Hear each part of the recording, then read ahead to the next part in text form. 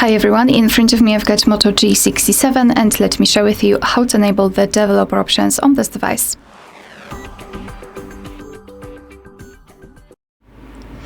So let's begin with opening the settings, and here we have to scroll down and find About Phone. Then let's scroll down and find Device Identifiers and Localize Build Number. Now keep tapping on it until you'll see the information that you're in the developer mode. If you've got the screen lock, your device will ask you to enter to confirm the whole step. That's normal. So simply enter it and confirm. And after activating the developer options, we need to go back to the general list of the settings. Now let's go to the system. And here we've got developer options. So let's tap. So here we've got plenty of advanced settings which we can customize. Everything works the same, just like in the regular settings. So if you will tap on the switcher, then you will activate the option. Tap on it again to turn it off.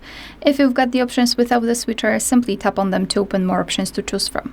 If you're done with customization of developer options, you can always turn them off just by tapping on the switcher, which is pinned to the top of the screen.